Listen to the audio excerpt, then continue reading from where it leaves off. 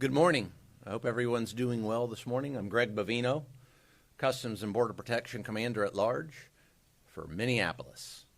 I'll begin today's briefing, go through a few things, and then turn it over to my colleague, Mr. Marcos Charles. And at that time, after Mr. Charles is done, we'll take any questions that you may have.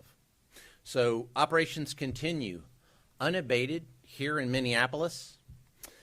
Several illegal alien criminals taken off the streets yet again over the past 24 hours. Again, that is what we're here to do, and we're not going to be deterred in doing that. We are going to take these illegal aliens off the street and make America a safer place, make Minneapolis a safer place. Again, that is why we're here. Let me detail a couple of illegal aliens we took off the streets over the past 24 hours that were walking our streets over those past 24 hours. Here's one, Mr. Carlos Gomez Acosta, charged with cocaine trafficking and a controlled substance violation. This is an interesting one because this individual was what we would term as a golf, which is a getaway across the border. This individual crossed the border and was a getaway. More than likely, over those past 4 years when we had millions crossing the border unabated. This is what we get in our communities. What happens at the border does not stay at the border. And then we have Lin Lee, an illegal alien from Red China. This individual is charged with child neglect and endangerment. Let me say that again, child neglect and endangerment and prostitution. An illegal alien walking the streets of Minneapolis. Now, we just talked children yesterday a little bit. Let's talk a little more since we've got an illegal alien we just took off the streets of Minneapolis that was someone engaged in child neglect and endangerment.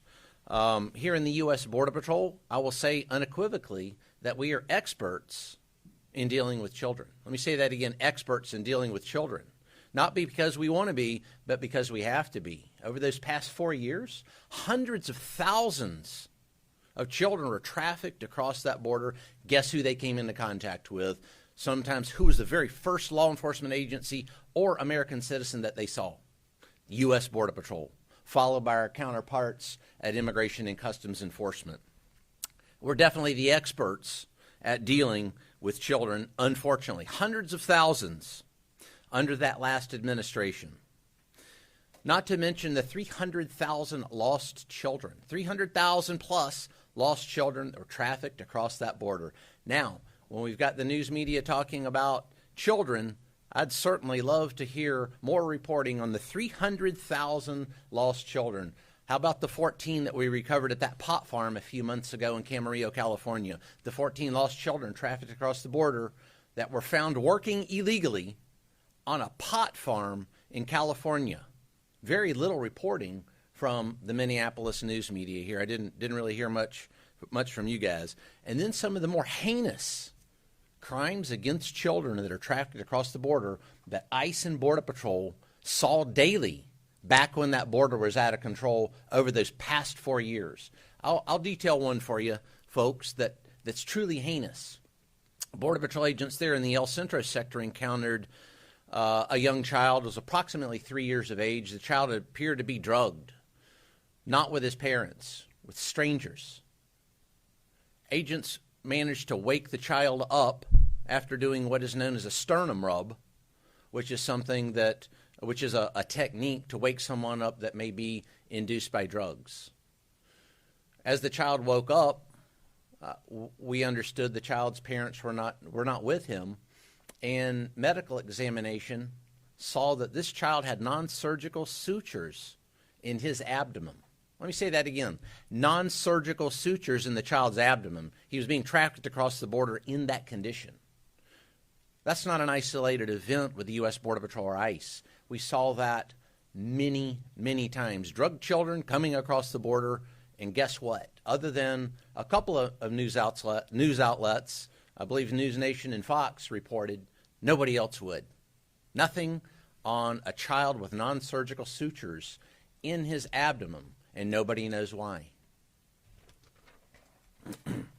Now, the 5-year-old yesterday, some of you had questions on the 5-year-old yesterday. That 5-year-old remains with his family.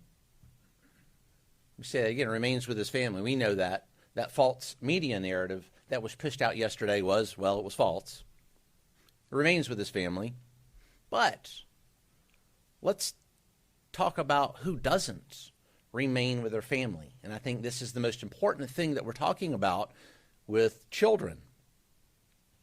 How about our victim of the day, a victim at the hands of illegal alien criminals, these same criminals that we are taking off the streets that you see on these screens behind us.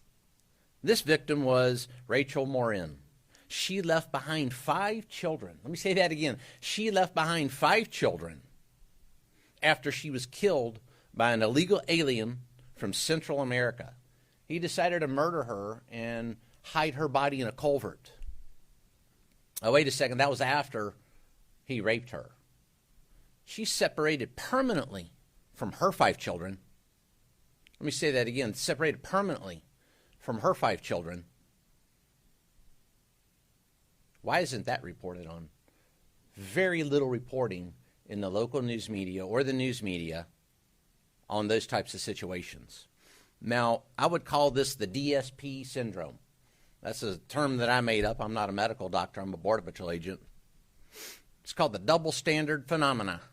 Say that again. The DSP is the double standard phenomena. We see this quite often, the DSP. American citizens that are arrested daily here in Minneapolis, are they separated from their children and families? Absolutely, as they should be. Criminals face consequences. Criminals face consequences. But yet that double standard does not seem to apply to illegal aliens. Why is that? Perhaps someone could detail that for me, because I don't quite understand all the parameters involved in the DSP, the double standard phenomena. So, as we continue this mission here in Minneapolis, we will continue to take these bad people, bad things off the streets, despite the DSP, the double standard phenomena, despite the false narrative reporting by many news media outlets. We will continue unabated in our mission to ensure there are no more Rachel Morins separated from her 5 children. And I'll close by saying organizations, victims rights organizations. What about the angel moms? That one's one that's never reported on. How many victims do you need before an organization like that pops up? It's not 1 or 2. I can guarantee you that. Look at MAD, Mothers Against Drunk Driving, from back in the 80s and 90s. That organization popped up because a lot of children were getting killed by drunk drivers. Well, what about the angel moms now? How many victims of illegal aliens that should not be here in the United States are causing family separation for American citizens that's not reported on by most news media outlets? How many does it take? I'd like to ask, excuse me, PBS or CNN or any of the other outlets, how many? How many does it take? I'd love that question. There's another phenomenon there. I would love that question answered. But the fact of the matter is we do have angel moms, a lot of them, unfortunately. It's very heartbreaking to meet them, although they're not reported on very much. Heartbreaking.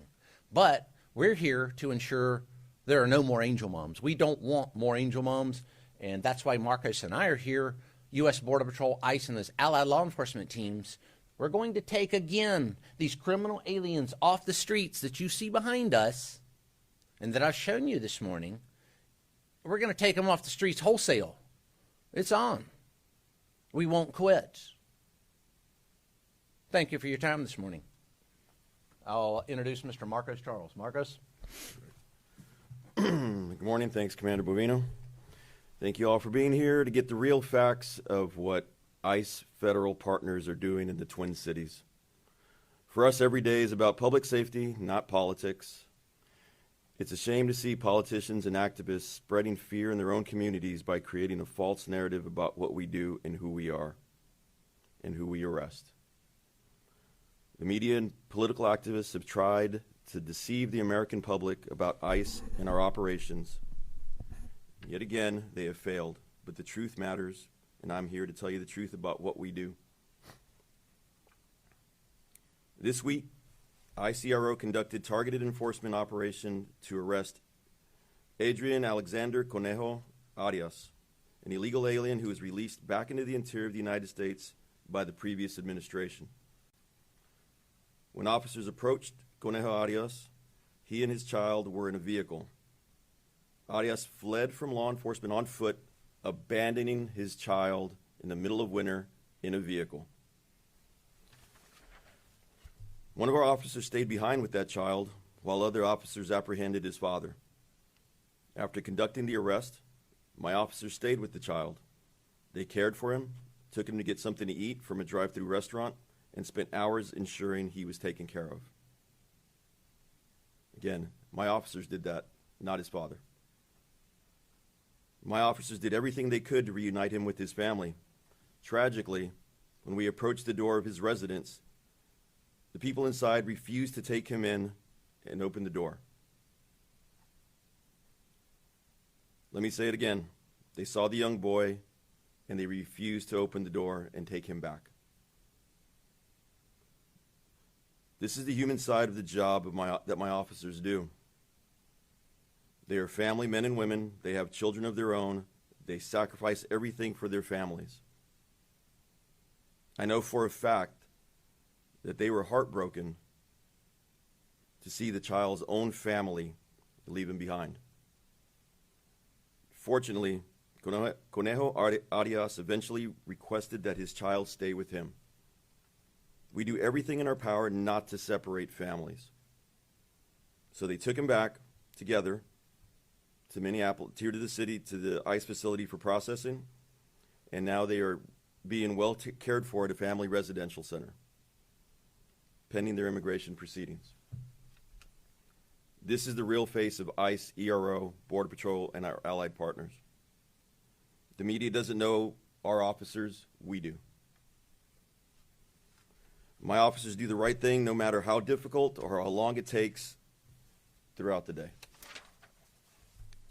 Let me debunk a couple more lies. Conejo Arias was not walking to school with his child, and we did not target the child. Arias fled from law enforcement officers and left his child behind. Again, middle of winter, in a car. We will enforce the law as it's written, but we will go above and beyond to reunite families because that is who we are. I also want to clarify the recent arrests of the ringleaders of the city's church riots. Federal law protects the freedom of religion and the right to worship without interference. What these agitators did was not a peaceful protest. They rioted at church services. They screamed and harassed children. They denied Minnesotans the ability to worship peacefully. Again, this was not a peaceful protest. You don't go in front of up to a child and yell at them. That is not a peaceful protest.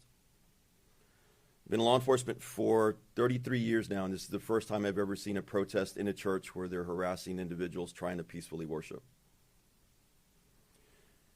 It's disturbing to know that these individuals would target sacred spaces and viciously harass innocent families. Sacred spaces must be respected. While I cannot speak to ongoing investigations and prosecutions, I can say that ICE, DHS, and the Department of Justice are wholly committed to maintaining public safety and the rule of law. That is why we are here today. I am calling on everyone, politicians, the media, and activists, to put an end to the dangerous, irresponsible rhetoric once and for all. You are pitting communities against federal law enforcement, and you are pitting neighbor against neighbor in Minnesota. This is why I'm up here almost every day, to show you the good work my officers are doing. This is the same reason that Chief Bovino is up here every day. The public needs to know about the dangerous criminal illegal aliens we're arresting. They need to see the faces of the monsters that these agitators are trying to protect. Yesterday, we arrested the following individuals. Jose Ocampo Leon, a criminal illegal alien from Mexico, convicted of sexual conduct with a child under 16. Also up on these.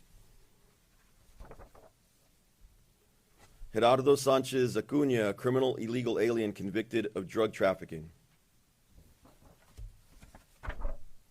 Salvador Salazar Rivera, a criminal illegal alien from Mexico convicted of violent domestic assault that inflicted bodily injury on his spouse. These are not the people that you want living next door to you. Rudy Pineda Aguilar, a criminal illegal alien from Guatemala convicted of criminal sexual conduct. Not the people you want living by your schools. And finally, Jeffrey Ramon Rabanales, a criminal illegal alien from Guatemala convicted of assault, domestic assault, and damage to property. These are the people that those protesters and agitators are trying to protect. Do we have the photo?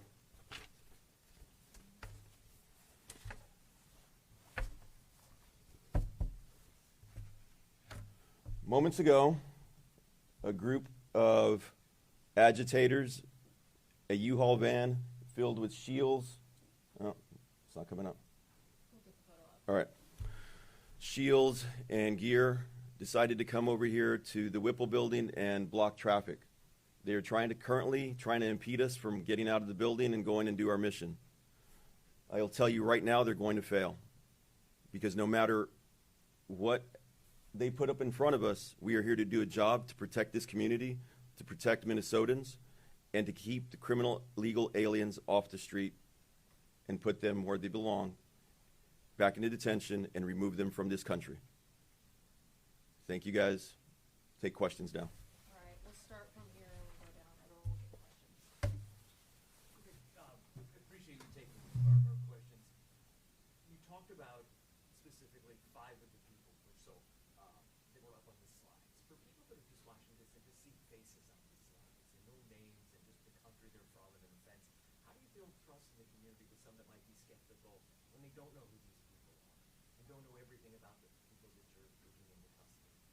We're relying on you guys to put that message out. We put these slides up for you so you can get the message out to the public of the good work that our men and women are doing. Can I just follow up real quick? Sure. The people that you've taken into custody, you talk about the worst of the worst that you call them. What about the other people? Are you taking people into custody that don't have criminal past, like the people you've talked about? Are there people that are going through the green card process, the asylum process? Are those people being detained now too during the surge? I will tell you this. We operate through intelligence and targeted enforcement. We are looking for certain individuals. As we are looking for these individuals, if there is somebody that is illegally in the country and amenable to removal from this country, we will arrest them. So some may not have a criminal past, a violent criminal past. Correct. You're Correct. those people in custody too. Yeah, because every day that they're here, they are committing a crime. They may have been here 20 years, but that means for the last 20 years, they have failed to do it the right way. And every day that they're here, they are here illegally in the United States. Now, we are not targeting those individuals, but if we come across those individuals in the course of our duties, we will arrest them. All right, next question. Yesterday, Minnesota's corrections commissioner shared videos of inmates being transferred, handed over to federal agents, and he says he can't find a single case where the DOC failed to honor the ICE detainers when someone finishes their in-custody state prison term. And he also says that you are overcounting the number of non-citizens that are in state custody by 1,000. I'm wondering if you can address those discrepancies between what you guys have said in these press conferences and what the state commissioner of corrections said yesterday. Yeah, I clarified that yesterday by saying that the Department of Corrections for the state of Minnesota does cooperate. They hand people over at the end of their sentence, and we take them into custody. The numbers that we put out aren't, when I say the state of Minnesota, I'm not talking about just the Department of Corrections. I'm talking throughout the state, counties, any municipalities that may be holding people. So he did say that there are about 207 in prison and 94 in county jails to make 301 total. I believe the numbers you guys were giving were more like 1,300. So what's the discrepancy? The discrepancy is that he's Department of Corrections and we're Immigration Customs Enforcement with better databases than he has as far as who are out in custody. In the state custody, though, in county custody? And throughout the United States. So the numbers I gave you were for Minnesota, correct. But our stats, our detainers are the ones that we count. We don't go into DOC data and count their data. It's not our data. Our data shows that we have over 1,300 In Minnesota. in Minnesota. Next question? Just a few questions on the 5-year-old, and I'll rattle them off quickly, and I'll repeat them if need be. Does the father have a criminal record? What charges was he arrested on? What's the son's legal status and immigration history? And what can you tell us about any ICE interactions with the mother, as well as her legal status and immigration history? That was pretty fast. Can you? Yeah. Okay. Let's start with the first one. Does the father actually have a criminal record? And if so, what charges was he arrested on?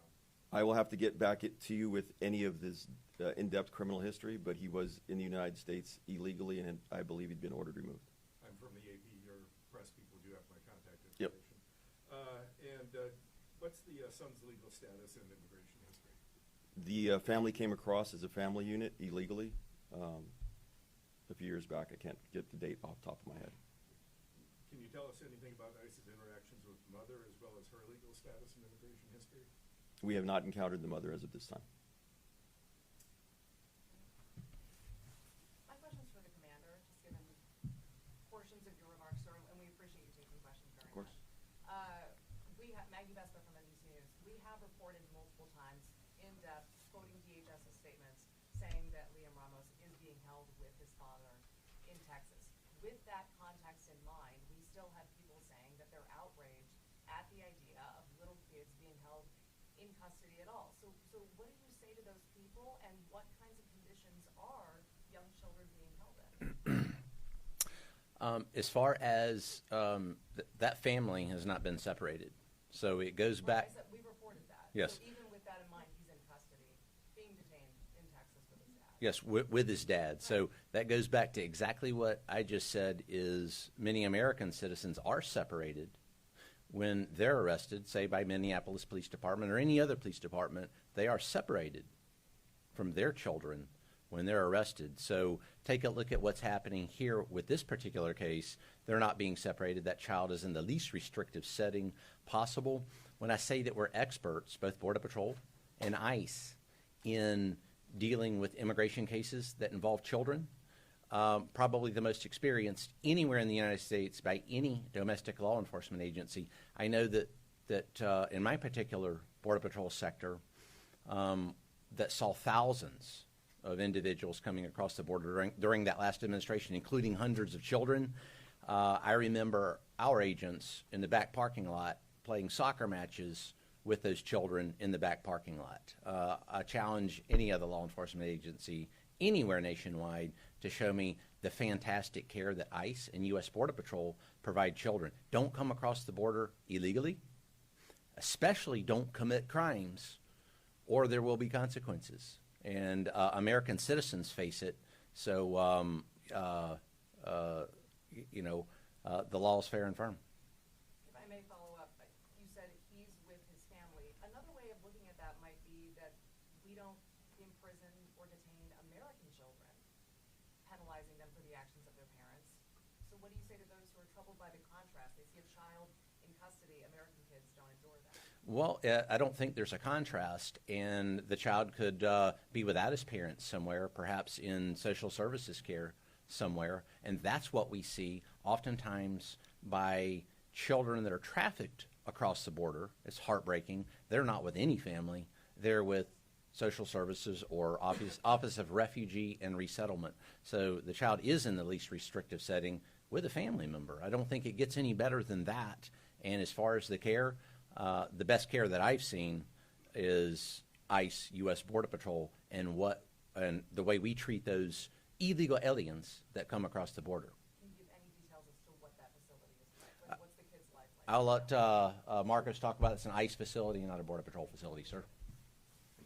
So our family residential centers, I had the privilege of working in one back in 2015. So I can tell you firsthand, they get top-notch care. They have medical care. The food is good. They have learning services. They have church services available. They have recreation. They have special caregivers to see to the needs of the children and the mothers or families that are there. It's better. Honestly, it's better than social services.